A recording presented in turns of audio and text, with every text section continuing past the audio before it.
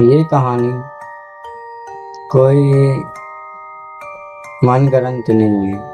ये कहानी मेरे एक दोस्त सचिन ने मुझे सुनाई थी और उसने एक बात और बोली थी कि अगर तू भी रात को अकेले पढ़ता है तो एक बार देख लियो कि वहाँ पर तू अकेले है या नहीं।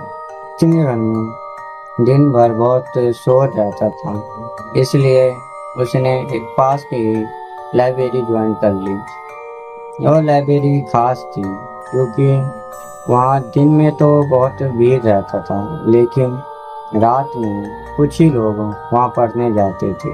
वह रोज रात 10 बजे चले जाता था और 2 से 3 बजे तक पढ़ता था और फिर वापस आ जाता था। वह एक दिन लेट हो गया। लगभग 11:30 बज गए थे। लाइब्रेरी लगभग खाली थी, वहाँ कोई नहीं था। सचिन पहुंचा। उसने देखा वहाँ सिर्फ एक केयर टेकर है। वह अटेंडेंस रजिस्टर में साइन करने गया, लेकिन एक बात अजीब थी, वहाँ उसके साइन पहले से ही थे। उसने सोचा गलती से मैंने ही कर दिया होगा और फिर दोबारा साइन कर दिया और वह पढ़ने बैठ गया। उसने आसपास देखा। कुछ देर बाद कोई नहीं था, एक सिंगल स्टूडेंट भी नहीं। उसे पहले तो अजीब लगा, पर वह ये सब छोड़कर पढ़ने बैठ गया। लगभग 1:45 पर उसे महसूस हुआ उसके पीछे वाले टेबल पर कोई बैठा है। पीछे से किसी किताब पलटने की आवाज़ आई। उसने पीछे देखा पर वहाँ कोई नहीं था। फिर वह पढ़ने लगा। फिर कुछ देर बाद फिर आवाज़ आई, वही पन्ने पलटने की, और जैसे कोई पढ़ रहा हो, और कुर्सी खिसकने की आवाज़। सचिन उठा और पीछे गया। पीछे उनने देखा कोई नहीं था, पर एक कुर्सी हल्की सी हिली हुई थी। अब उसका ध्यान भटक गया था। वह अपनी सीट पर आके बैठा और उसने देखा कि उसके सामने वाली टेबल पर एक किताब रखी हुई है। उसने किताब उठाई। उसमें एक पन्ना खुला हुआ था और उस पन्ने पर लिखा था सचिन। वह डर गया, मानो उसकी दिल की धड़कन काफी बढ़ गई। वह उठा, अपने चारों ओर देखा और फिर सोचा आज के लिए इतना काफी है, बाकी कल पढ़ लूंगा। वह उठा और बाहर की तरफ गया, लेकिन मेन डोर लॉक था। उसने केयर टेकर को ढूंढा, पर केयर टेकर वहाँ था ही नहीं।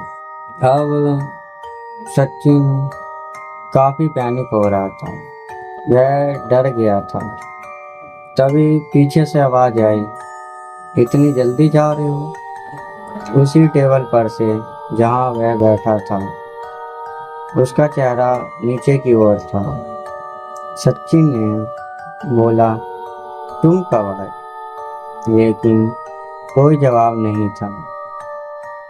अब वह डर गया था। तभी उसने अपना चेहरा उठाया और सचिन की ओर देखा। सचिन मानो बहुत डर गया, क्योंकि वह चेहरा उसी का ही था, लेकिन उसकी आंखें काली थी। और उसने बोला कि अटेंडेंस तो पहले से ही लग गई थी। अब सारी लाइट बंद हो गई थी। पूरा हॉल काले अंधेरे में डूब गया था। कुछ देर बाद इमरजेंसी लाइट ऑन हुई और पूरा हॉल खाली हो गया। वहाँ कोई नहीं था। लाइट जलते ही दरवाजा भी खुल गया था अब सचिन पूरी जान से भागा और बाहर निकला। उसने पीछे मुड़कर देखा, पीछे लिखा था लाइब्रेरी नाइट शिफ्ट क्लोज।